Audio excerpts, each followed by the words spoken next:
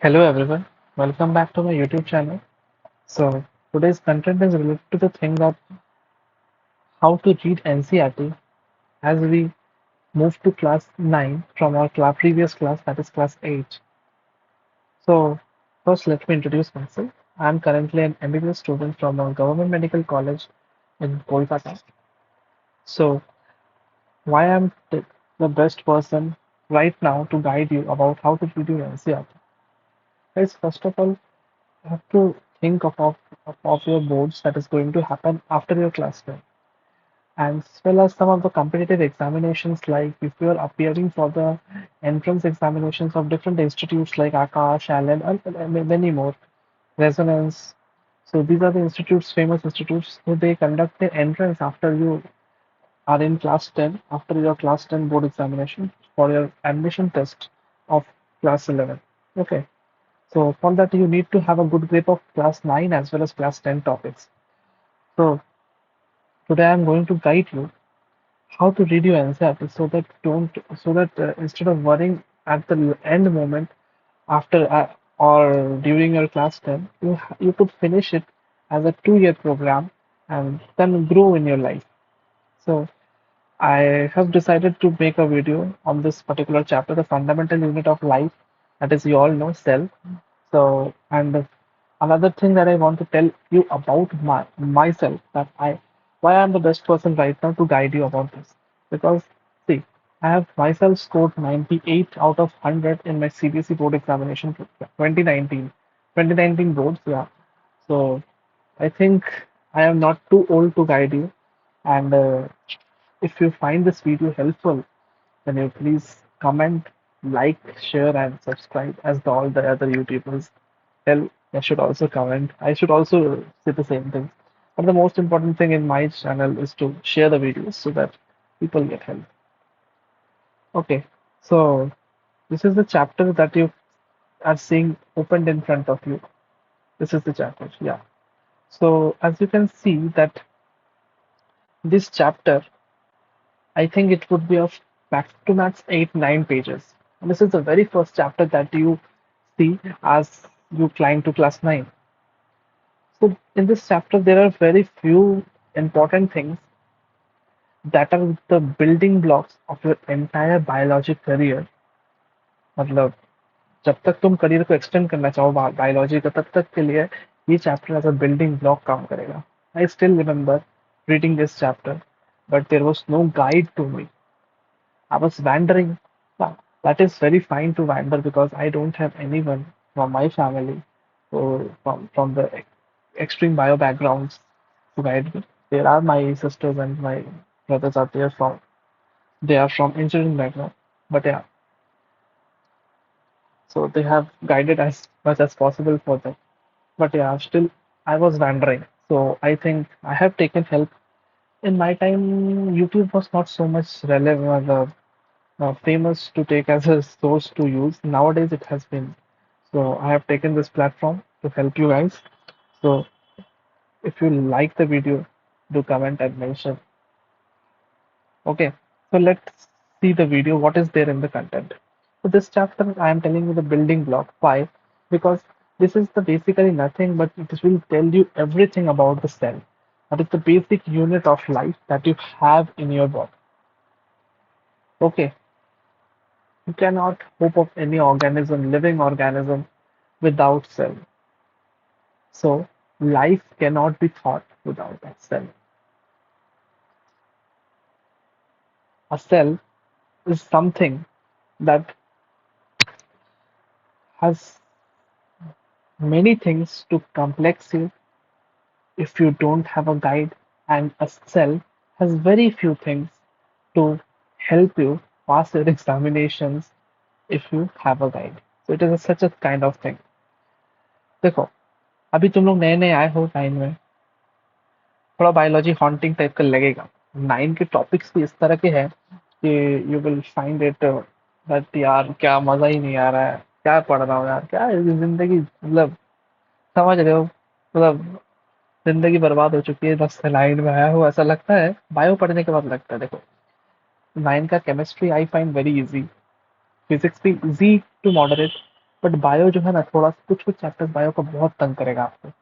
ठीक है, उस पे मैं कोशिश करूंगा कि आपको अच्छे से गाइड करके उसको मतलब आपको आपको जो टेंशन आपका 80-90% टेंशन जो होता था, उसको मैं कोशिश करूंगा 5 to 10% पे ले आने के लिए। थोड़ा तो टेंशन रहना ही चाहिए, तो पढ़ाई नहीं होगी यार। ठीक है, so let's begin the chapter. So I will read the NCERT, and I will make you understand what the para says. And one thing before starting, I want to tell you that I am not your teacher. I am your bhaiya or your guide. So take my words like that only. Don't take me as a your teacher. You can take me as a guru, but you don't take me as a school teacher and typical teachers like that. I'm just a bhaiya that is going to help you out here. Okay. So I will give the topics in very desi and but a very practical manner. The way we people speak in colleges, schools like that. Okay. So be practical with me. So let's start the topic.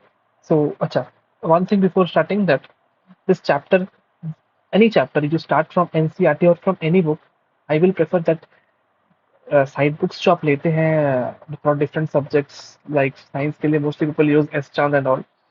I personally don't. I personally haven't used those books. I am having my teacher, so he taught. I read NCERTs. I went through the notes of. I was perfectly done because भाई मैं इतना पढ़ता नहीं था बचपन में.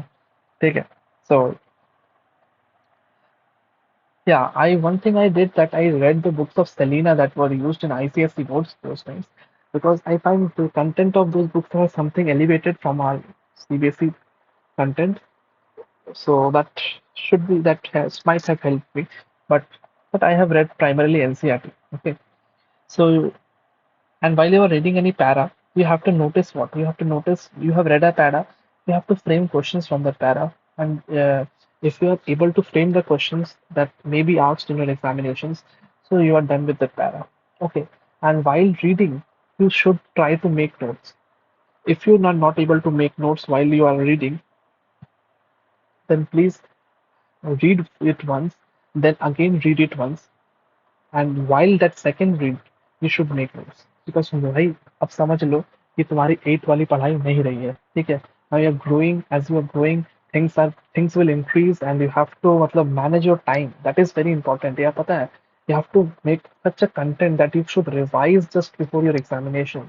Okay, this is the thing that I mistaken. That is the reason of my lower percentage of 96, 97.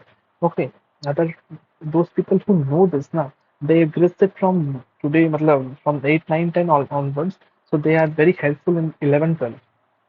Okay, so let's start the chapter. बहुत बकवासबाजी हो गया भाई.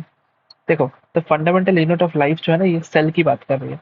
सबसे पहले तो मैं आपको बताना चाहता हूँ एक सेल में क्या बेसिक चीजें आपको ध्यान रखनी है. देखो, if you are going through a cell, so you consider this is the cell. Okay, if this is the cell, then a basic you think that is required for you to know about the cell is cell में भाई तीन चीजें बहुत जरूरी है. किसी भी cell को बनने के लिए तीन चीजें बहुत जरूरी है. वो क्या क्या है? वो है भाई एक सेल मेम्ब्रेन जो आपको बाहर दिख रहा है. ठीक है, देखो भाई, अभी जो कुछ कुछ टर्म्स आएंगे, कुछ कुछ क्या बहुत सारे टर्म्स आएंगे जो आपके लिए पूरी तरह से नए होंगे. ठीक है, आप पेशेंटली उन मतलब टर्म्स को आप लीजिएगा और आप समझने की कोशिश कीजिएगा कि हम क्या बताना चाह रहे हैं आपको. ठीक है, तो देखो, so this is the cell membrane, the outline of the cell. This is the partition that is separating the cell from the external surrounding. ठीक है, अब समझ में आ रहा है? This is the thing that is separating the cell from the surrounding environment. So this is called cell membrane. Okay, so this is what? This is cell membrane. After that, this is the first. I told you that there तीन content होना बहुत जरूरी है एक cell के लिए. पहला content हो गया ये. दूसरा कंटेंट क्या होगा भाई? दूसरा कंटेंट होगा सेल का न्यूक्लियस. बहुत जरूरी चीज है भाई. मैं न्यूक्लियस भी नहीं बोलूंगा. अगर आपके लेवल पे मैं न्यूक्लियस बोल सकता हूँ भाई, बट मैं बहुत अच्छे लेवल पर अगर जाके अगर बोलूँ बातों को, तो भाई ये इसका बोलना चाहिए डीएनए कंटेंट. ज्यादा डीएनए भी गलत है, जेनेटिक मटेरियल बोलना चाहिए. ओके, तो आपके लेवल के लिए मैं अभी आपको जस्ट स्टार्टिंग है, तो आप अभी यही समझे. आपका के 9 पूरा बीत जाएगा ये समझते समझते, कोई दिक्कत नहीं होगा. You just understand now nucleus. ठीक है, न्यूक्लियस बोलो या फिर आप अभी से अगर समझ सकते हो ना भाई जेनेटिक मटेरियल और जेनेटिक मटेरियल, तो दैट इज वेरी गुड.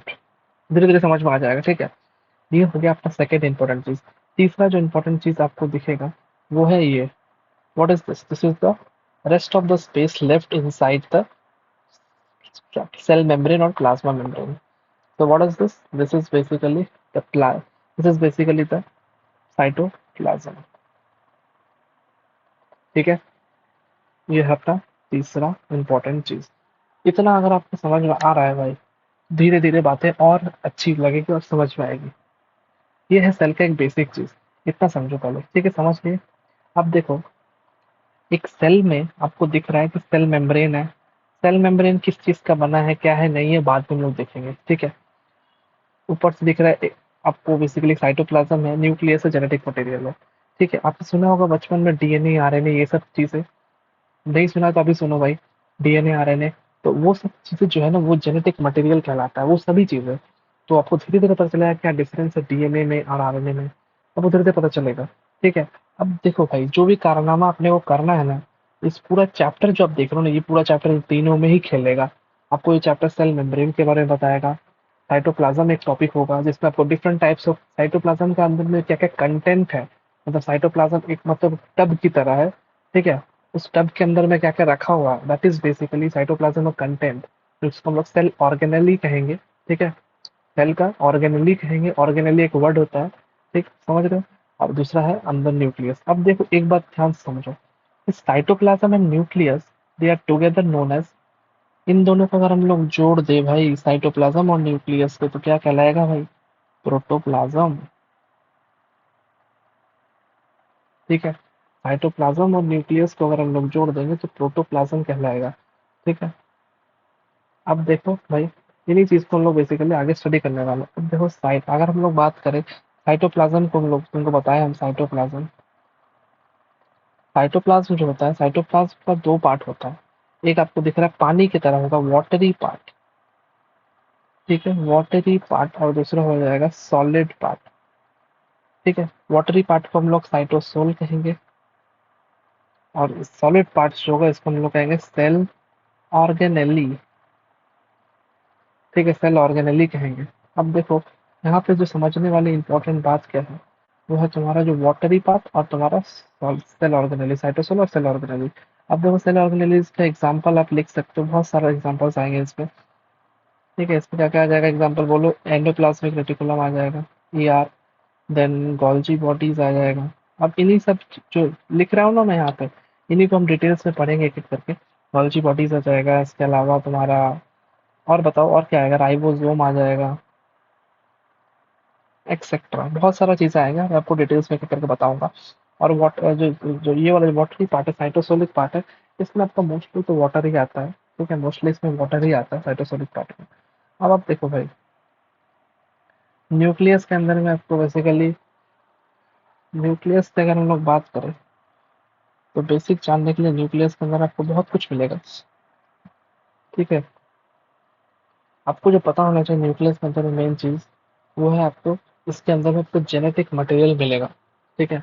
आप, यहाँ पे मैं न्यूक्लियस को एक्सप्लेन नहीं कर रहा हूँ क्योंकि आई वांट टू सी कि आपके बुक में वो कितना डेप्थ तक जाना चाह है न्यूक्लियस में, ठीक है।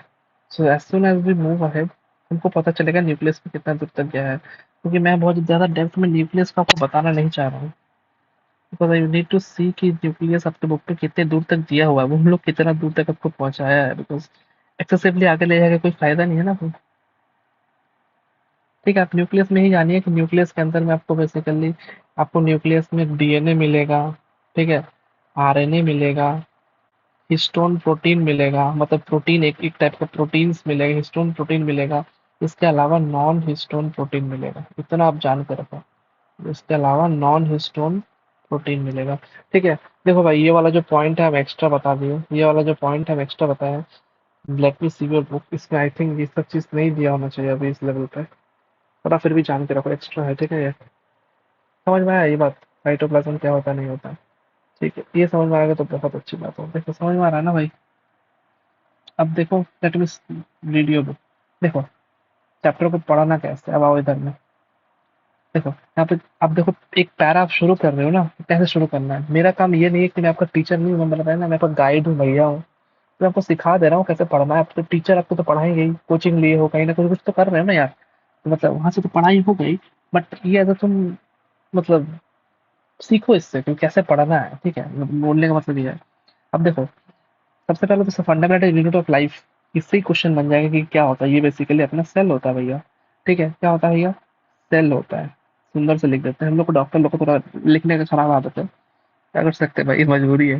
देखो सुनो, छोड़ो, देखो, while examining a thin slide of cork, Robert Hooke saw the cork resembled। अब देखो, आप ये भी बोलोगे भैया आप टाइम पास कर रहे हो, पूरा एनसीईआरटी रीड कर रहे हो, तो भाई मैं एक चैप्टर आपको अच्छे से करके दिखा दे रहा हूँ कैसे चीजें चल रही है, ठीक है।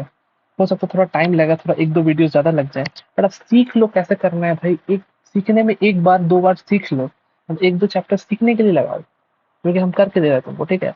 उसके बाद तुम तो इजीली खेल जाओगे ना, मतलब एक बार सीख जाओगे चीजें ना, तो इजीली खेलना शुरू कर दोगे, ठीक है ना चीजों को। तो बस इसको ही समझो, ठीक है। तो और एनसीईआरटी का हर एक लाइन रीड करना बहुत जरूरी है, यही हम तुमको सिखा रहे हैं। हम आई एम नॉट अ फूल कि हम यहाँ पे तुमको पूरा पूरा बैठ के पढ़ा रहे हैं, ठीक है। वो तो तुम्हारा नोट्स कोई भी पढ़ के चला जाएगा, फिर तुम सीख नहीं पाओगे। बात समझ रहे हो ना। नोट्स तो कोई भी पढ़ के एग्जाम पास कर लेगा यार, ठीक है। अगर एनटीएससी केवीपीआई सब अगर देना है यार, मैं भी एनटीएससी दिया हूँ, तो मतलब आइडिया है किस तरह की चीजें काम करते हैं। बट एनटीएससी में एक खराब चीज है, सोशल स्टडीज है, क्योंकि मेरा बहुत वीक था, ठीक है। हाँ, तो देखो सुनो, अब देखो, while examining a thin slice of cork, Robert Hooke saw that the cork resembled the structure of honeycombs consisting of many little compartments, ठीक है।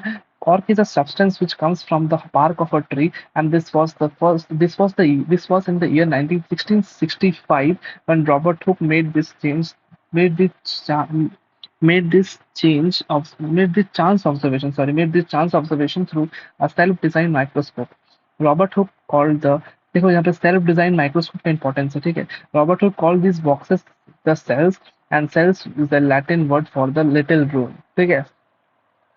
Now you have read this paragraph, हम थोड़ा आगे यहाँ तक पढ़ते हैं, ठीक है। This may seem to be a very small and insignificant incident, but it is a very important in the history of science, and this was the very first time that someone had observed that living things appear to consist of separate units. The the use of the word cell to describe these units is being used till the day in biology. Okay, so I have read one paragraph. Now you see what is important in this paragraph.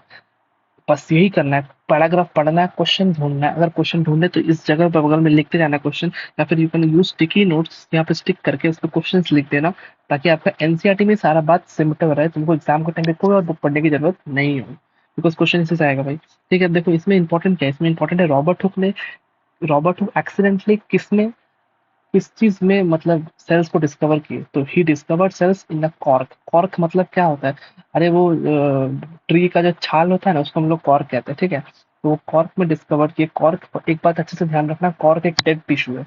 Cork is a dead tissue, ठीक है।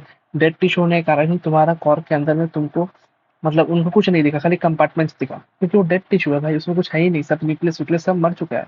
The everything is मतलब destroyed, इसीलिए कुछ नहीं दिखा उसको, खाली compartments दिखा। बोले ना हनी कॉम्ब लाइक स्ट्रक्चर, तो यहाँ पे इंपॉर्टेंट है कि किसमें ढूंढा।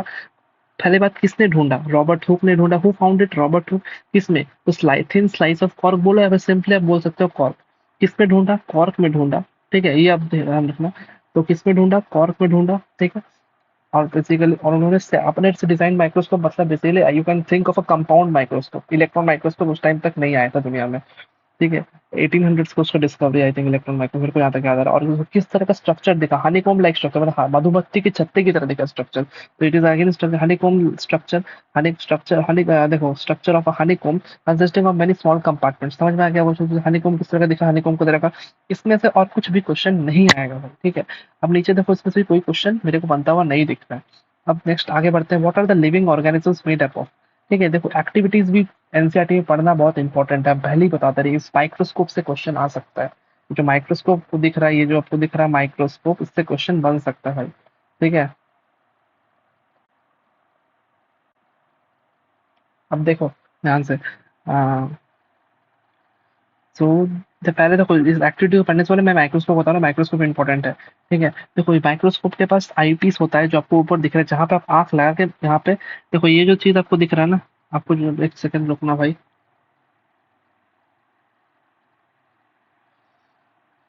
देखो ये जो चीज आपको दिख रहा है, ये ये जो प्लेट या ये जो प्लेट का इस जगह पे हम लोग स्लाइड को रखते हैं, ठीक है। जो भी देखना होता है इस जगह पे लगते हैं, उसके बाद हम लोग को उसको ऑब्जर्व करते हैं माइक्रोस्कोप के अंडर में। ये है अपना आईपीस, जिसके थ्रू हम लोग बेसिकली आंख लगा के, इसी आईपीस लेंस जो होता है इसी का मतलब आंख लगाते हैं। माइक्रोस्कोप पे कुल दो लेंस होते हैं, ठीक है ना, एक आईपीस लेंस, दूसरा हो जाएगा तुम्हारा बेसिकली ये क्या बोलते हो तुम्हारा, दूसरा हो जाएगा तुम्हारा ऑब्जेक्टिव लेंस, जो कि इस जगह पे लगा होता है। देखो ये सब जो लेंसेस है ना, ये जो गोल गोल जो दिख रहा है, ये जो इस तरह से, ये जो आपको इस तरह से जो नॉब्स दिख रहा है ना, इस तरह से जो नॉब्स, ये जो इस तरह से जो आपको नॉब्स दिख रहा है, ये अपना बेसिकली ऑब्जेक्टिव लेंस है, ठीक है। ये अपना ऑब्जेक्टिव लेंस है, इस तरह से समझ आ रहा है। ये अपना ऑब्जेक्टिव लेंस है। तो ये दो तरह का आपको लेंस दिखेगा, देखो objective lens, eyepiece lens, eyepiece और आईपीस लेंस भी बोल सकते हो। दो एडजस्टर्स दिखेगा, course adjustment, fine adjustment. Course adjustment तो मेन एडजस्टमेंट करने में हेल्प करता है, फाइन एडजस्टमेंट हल्का हल्का एडजस्ट करता है, ठीक है। इन दोनों को आपको यूज करना होता है लैब में आप काम करोगे। I think onion peel experiment हो गया आप लोग का, देखो नीचे दिया हुआ है, cells of an onion peel experiment, ये होता है लैब में, बायोलॉजी लैब में होगा, तो वहाँ पे करना भाई, माइक्रोस्कोप भी मिलेगा, यूज करना, वहाँ पे देखना क्या होता है नहीं होता है। तो उसके बाद माइक्रोस्कोप का स्ट्रक्चर में देखो, बॉडी ट्यूब दिख रहा है, बॉडी ट्यूब अच्छे से करके जाना। उसके बाद देखो माइक्रोस्कोप स्लाइड दिख रहा है आपके पास, क्लिप दिख रहा है, ठीक है। बॉडी ट्यूब से क्वेश्चन आ सकता है।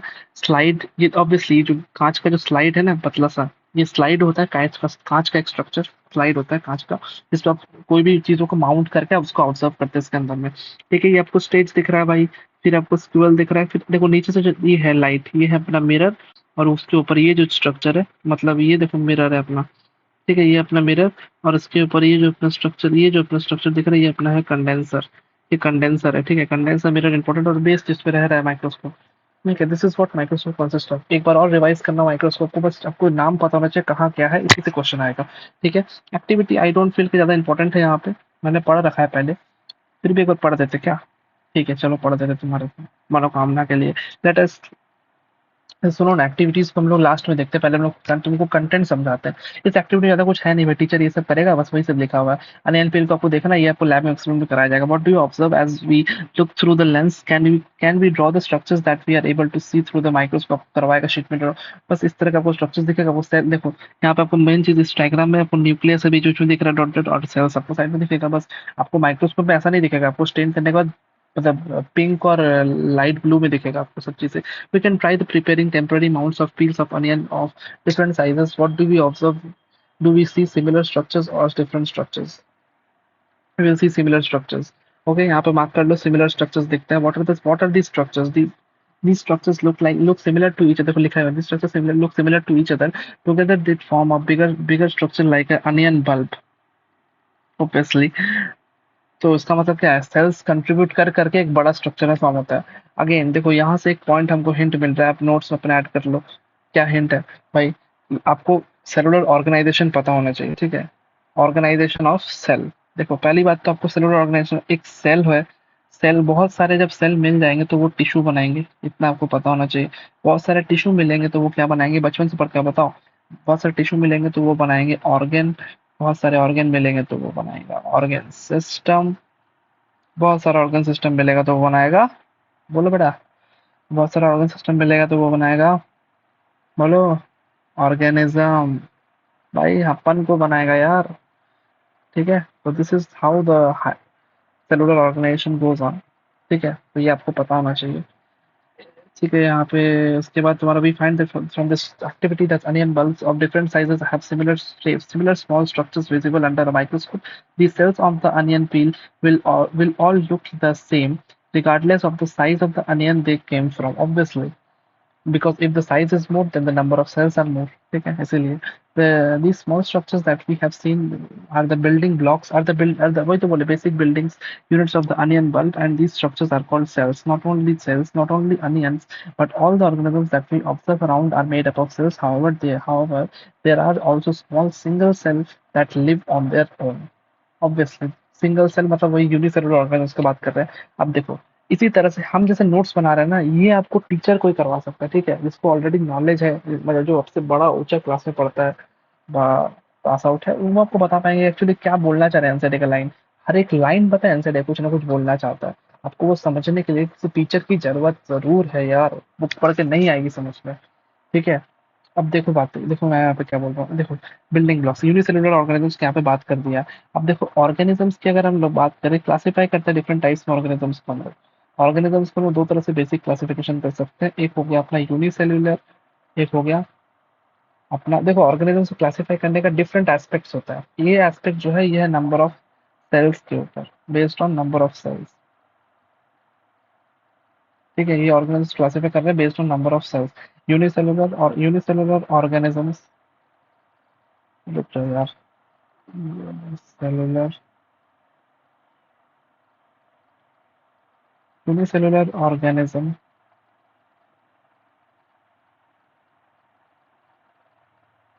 एंड इधर हो जाएगा मल्टी सेलुलर ऑर्गेनिज्म। समझ में आ रहा है नाम से, यूनिसेलुलर मतलब एक सेल वाला, मल्टी सेलुलर मतलब बहुत सारे सेल वाला। समझ आ रहा है ना? ठीक है, ये आपको आना चाहिए। यूनिसेलुलर का एग्जांपल पूछ ले सकता है आपसे, यूनिसेलुलर का एग्जांपल बता बेटा। यूनिसेलुलर का एग्जांपल तुमको सबसे बेसिक तो आना चाहिए भाई, अमीबा। अमीबा एक यूनिसेलुलर है। अमीबा का कोई स्ट्रक्चर नहीं होता, अमीबा का इस तरह से आपको दिखता है अमीबा। ठीक है, अमीबा का बीच में देखो न्यूक्लियस आपको मिल जाएगा। ये सब क्या है? ये है प्लाज्मो, ये है तुम्हारा सूडोपोडिया। सूडोपोडिया मतलब फॉल्स पैर। ठीक है, सूडोपोडिया फॉल्स पैर इसको कहलाता है। ठीक है, ये आपका अमीबा है। बेसिक अमीबा पैरामीशियम भी तो आपको पता होना चाहिए, यूनिसेलुलर पैरामीशियम भी हम लिख देते हैं। पैरामीशियम, अमीबा पैरामीशियम, ये सब आपका basically unicellular paramecium, amoeba paramecium. Spelling भूल गए यार पैरामीशियम का। तो स्पेलिंग लिख सकते थे कुछ भी यार, मतलब बना के, बट देख लेना स्पेलिंग सही लिखोगे, देख लेना एक बार। पैरामीशियम, अमीबा पैरामीशियम, ये सब यूनिसेलुलर ऑर्गेनिजम्स है। ठीक है, तो ये सब आपको बेसिकली मिलेगा। मल्टी सेलुलर ऑर्गेनिज्म भाई ह्यूमन लिख दो ना, और क्या। अपन मल्टी सेलुलर और बहुत एलिफेंट एलिफेंट कैट लिख दो, कुछ भी लिख सकते हो मल्टी सेलुलर में। ठीक है, तो अब आगे बढ़ते हैं। देखो देखो यहाँ पे जो ये जो पॉइंट्स होता है ना, ये बहुत इंपॉर्टेंट होता है फ्रॉम योर, मतलब अच्छे से एग्जाम्स पॉइंट ऑफ व्यू, मतलब कॉम्पिटेटिव एग्जाम्स के पॉइंट से। Cells first discovered by Robert Hooke 1665। पता है वही, यहाँ पे क्वेश्चन अगेन बन गया। ये मैंने बोला था ना सबसे पहली बार सेल डिस्कवरी कौन किया, ऐसा क्वेश्चन आएगा। आ गया क्वेश्चन, आपको इसको मार्क करते हुए चलना है। Cells first discovered Robert Hooke 1665 में। डेट बहुत ज्यादा इंपॉर्टेंट है। 1665 ही observe the cells in a cork slice with the help of a primitive microscope. Leeuwenhoek इसके बाद वाला डिस्कवर थे जिन्होंने तुम्हारा पहली बार एक लिविंग सेल को डिस्कवर किया था। ठीक है, लिविंग सेल मेनली उन्होंने एक पॉन्ड में के सामने वो बैठे हुए थे। ठीक है, तो उन्होंने देखा कि एक पॉन्ड में मतलब फिशेस, मतलब पॉन्ड नहीं, कीचड़ टाइप का था। ठीक है, तो उन्होंने देखा कि वहाँ पे स्पर्म्स तैर रहा है। मेनली उन्होंने डिस्कवर किया था स्पर्म्स को। ठीक है, ये बात हम ध्यान रखना। मेरे को पूरा स्टोरी अभी रिकलेक्ट नहीं हो पा रहा है, और आपको जानना भी नहीं पूरा स्टोरी। आपको जितना कंटेंट ध्यान रखना है वो है कि आपको उन्होंने बेसिकली पहली बार स्पर्म्स वगैरह को देखा था। स्पर्म्स अकेले नहीं, और भी कुछ कुछ चीजों को देखा था, मेनली था स्पर्म। हाँ, बस आपको इतना पता चलना कि लेवल हुक ने इस डेट में डिस्कवरी किया है। 1700 कुछ था ना उसका डेट, सॉरी 1674 था उसका डेट। तो ये आपको पता होना चाहिए, लेवल हुक 1674 में डिस्कवरी किया था। और लेवल हुक ने मतलब पहली बार एक लिविंग सेल को देखा था। ठीक है, with the improved microscope discovered the free living cell. देखा मैंने बोला ना, free living cell in the pond water for the first time. मैंने देखो, मेरे को स्टोरी बहुत हद तक कलेक्ट, सही रिकलेक्ट हुआ, ये बहुत पहले मैंने पढ़ रखा है यार। तो देखो वही बात है, तुम्हारा इन द पॉन्ड वाटर भी इंपॉर्टेंट हो जाता है यहाँ पे। And it was the Robert brown. अच्छा, देन उसके बाद आएंगे रॉबर्ट ब्राउन साहब 1831 में। वो डिस्कवर्ड, रॉबर्ट ब्राउन ने आई थिंक न्यूक्लियस डिस्कवरी किया था। एंड ठीक है ना, हाँ सही बात है, मैंने सही बोला है। रॉबर्ट ब्राउन इन 1831 वो discovered nucleus in the cell के अंदर डिस्कवर किया न्यूक्लियस। देन उसके परकिंजे इन 1839, परकिंजे। अच्छा, परकिंजे 1839 में इन्होंने क्या किया भाई, इन्होंने basically protoplasm, term protoplasm coin किया for the fluid substance of the cell. ठीक है, उसके आपको ये भी पता होना चाहिए कि परकिंजी 1839 में आए, और इन्होंने बेसिकली प्रोटोप्लाज्म, और इन्होंने प्रोटोप्लाज्म को कॉइन किया। और द फ्लूइड सब्सटेंस पर आपको प्रोटोप्लाज्म बता ही दिया क्या होता है, प्रोटोप्लाज्म कॉइन किया। तो cell theory that are the cell theory. उसके बाद आपको पता, सबसे इंपॉर्टेंट जो क्वेश्चन यहाँ से बनेगा थियोरेटिकल क्वेश्चन जो है, what is cell theory, who gave the cell theory, ये सब क्वेश्चन बनता है। ठीक है, तो देखो cell theory that are the, cell theory क्या है, that all plants and animals are composed of cells, and that all plants and animals are composed of cells, and the cell is the basic unit of life was presented by two। ये दो line जो है ना, ये दो line main cell theory का point है। इसके बाद जो भी आएगा वो एड, वो मतलब फ्यूचर में एड अप हुआ है। ठीक है, बट ये दो लाइन जो है स्केच वन और स्केच लीडर ने दे रखा है। स्केच वन आपको पता होना चाहिए एक बोटेनिस्ट है, सॉरी एक जूलॉजिस्ट है स्केच वन, और स्केच लीडर एक बोटेनिस्ट है। ये आई थिंक इंपॉर्टेंट है, ये ध्यान यहाँ पे देखो इस तरह का दिया हुआ, बट एक्चुअली ये गलत है। मतलब ये आप 11 के एनसीईआरटी में पढ़ोगे, 11 या 12 जहाँ भी होगा, ये पढ़ोगे कि स्केच वन जो है ये मतलब जूलॉजिस्ट है, और स्केच लीडर एक बोटेनिस्ट है। अब इनका आपको डेट आना चाहिए भाई ध्यान से। 1839, 1830, 39 में दिया था दोनों ने दोनों पॉइंट्स को। आपको व्हाट इज सेल थ्योरी, आपको सबसे पहले तो ये लिखना है। कंपोज, देखो all plants and animals are composed of cells and the cells is the basic unit of life. ठीक है, ये आपका बेसिकली हो गया सेल थ्योरी। ठीक है, sketch given by two bot, देखो टू बोट एंड बायोलॉजिस्ट। ऐसा ही तो दिया हुआ यार, बायोलॉजिस्ट दिया, ठीक है चलेगा biologist one. The cell theory was further expanded by Virchow, आपको पता ही है सेल थ्योरी का बोला ना। इसके बाद जो भी पॉइंट्स है, दो पॉइंट्स उन्होंने दे रखा था कि सारे एनिमल, सारे प्लांट्स एनिमल सेल से बने हुए हैं और सेल इज द बेस बने, सेल के बने हुए हैं, और सेल जो है बेसिक यूनिट ऑफ लाइफ है, मतलब फंडामेंटल यूनिट ऑफ लाइफ है। सबसे पहले तो आप एक बात लिख लो भाई, सेल का डेफिनेशन लिख लो। सेल को हम लोग बोलते हैं fundamental and structural unit of life. Fundamental नहीं, फंड इसको वैसे लिखो, ये ज्यादा बेहतर डेफिनेशन। सेल को हम लोग बोलते हैं फंडामेंट, सेल को हम लोग बोलते हैं fundamental, fundamental structural and functional unit of life. ठीक है, ये बात ध्यान रखना। सेल थ्योरी बचाओ, ये अगेन इंपॉर्टेंट बचाओ 1885 में आके सेल थ्योरी को एक्सपैंड किया कि भाई, मतलब इन्होंने बस एक ही पॉइंट, मेन जो इनका पॉइंट मेरे को याद आता है वो है यही कि मतलब जो, मतलब एवरी एग्जिस्टिंग सेल, सॉरी मतलब every cell originates from the pre existing cell, मतलब सेल डिवीजन को, मतलब ये इन्होंने फोकस किया है सेल डिवीजन वाले बात पे। ठीक है, सेल क्या होता है नहीं होता है उन्होंने पहले ही बता दिया इससे पहले साइंटिस्ट ने। ठीक है, अब सेल डिवीजन होता है, इस पे उन्होंने फोकस, प्रकाश डाला है, फोकस किया है। ठीक है, तो आप समझे कि हर एक सेल कुछ, मतलब पिछले वाले सेल से ही निकल के आ रहे हैं, यही वो बताना चाहिए। देखो all cells arise from the pre existing cells, यही वर्चाव का बात था। ये आपको डायरेक्टली कोट करना है, एकदम डायरेक्टली ये लिखना है। With the discovery of the electron microscope इन 1940, मैंने बोला ना 18 सेंचुरी, ये 20th सेंचुरी के आसपास जाएगा। देखो बोला ना 1940 का डिस्कवरी इलेक्ट्रॉन माइक्रोस्कोप, ये भी आपको याद होना चाहिए भाई। कॉम्पिटेटिव एग्जाम्स के लिए बहुत important, electron microscope was discovered 1940। It was possible to observe and understand the complex structure of cell and its various organelle. ये वाला पॉइंट बहुत इंपॉर्टेंट है, ये पार्ट अच्छे से करके जाओ। ठीक है, ये तुम्हारा थोड़ा मतलब एग्जाम में इससे मतलब शॉर्ट क्वेश्चन आ सकता है, लॉन्ग क्वेश्चन दो ही आएगा। अभी जो हम लोग पढ़े पैराग्राफ से वो है सेल थ्योरी क्या होता है। ठीक है, सेल थ्योरी क्या होता है, सेल थ्योरी के 3 पॉइंट्स आप ऐड कर दोगे। ठीक है, जो हम बताए 3 पॉइंट्स आपको मार्क करवा दिए, वो ऐड कर देना। किसने सेल थ्योरी दिया है, ये क्वेश्चन आ सकता है। और एक्सपैंड किसने किया सेल थ्योरी को, वर्चाओ ने किया है। ये सब बेसिक बेसिक क्वेश्चन जो आपको मैंने अभी बता दिया, वही क्वेश्चन आ सकते हैं। ठीक है, तो आज का वीडियो हम लोग यहीं तक एंड कर रहे हैं। नेक्स्ट वीडियो में हम लोग आगे की तरफ बढ़ेंगे। ठीक है, तो देखते हैं कितना टाइम लगता है यार, पहला चैप्टर है मेरे लिए भी, मतलब मैं पढ़ाते हुए पहला चैप्टर है यार हम लोग का। तो देखते हैं कितना टाइम लगता है, हो जाएगा। और बेग यार, मतलब तुम्हारे लिए बेगी है पता है, ठीक है, हो जाएगा। ठीक है, मुझे इतना समझ में आया कि नहीं करेगा ये बताना। ठीक है, कमेंट करना नीचे, फिर आगे बढ़ते आता हूँ। ठीक है, thank you guys, hope you will join again. If you like the video then only, and please यार लाइक बटन पे प्रेस कर देना है और सब्सक्रिप्शन पे। Thank you.